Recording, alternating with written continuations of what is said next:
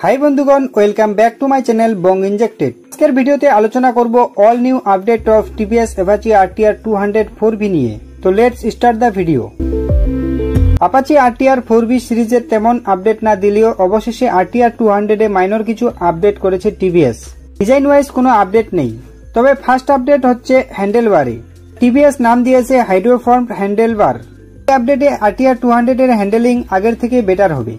Second update alloy হইলে third update বলতে সামান্য ইঞ্জিনে করেছে টিভিএস। তো নিউ আরটিআর 200 এ OBD 2B compliance engine use করা হয়েছে, যা পাওয়ার টর্কে কোনো পরিবর্তন হয়নি। ফোর্থ আপডেট হচ্ছে 37mm golden USD front suspension, যা আরটিআর 200 এর সবচেয়ে বড় আপডেট, যা লুকস ওয়াইজ আরটিআর 200 কে একটু বেশি স্পোর্টি করে তোলে। বাকি সব same as before. Same 200cc engine যা প্রডিউস করে 20.8 PS এবং 17 Nm টর্ক, তিনটি রাইড মোডের সাথে। ব্রেকিং এ dual channel ABS, slipper clutch adjustable brake and clutch levers. তবে প্রাইসে টিভিএস 4000 টাকা ইনক্রিজ করেছে, 1,49,000 টাকা থেকে 1,53,000 টাকা আইএনআর।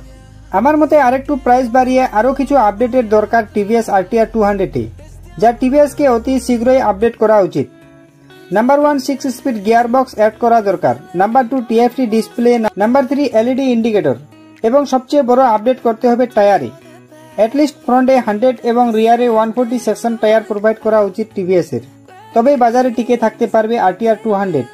অন্যথায় হিরো, বাজাজ, কেটিএম এই সেগমেন্টে হ্রাস করে যাবে। আপনার মতে আর কি আপডেট করা উচিত অ্যাপাচি আরটিআর 200 এ কমেন্টে জানাতে পারেন। তো এই ছিল আজকের আপডেট নিউজ। দেখা হচ্ছে নেক্সট ভিডিওতে। Till then ride safe, bye by.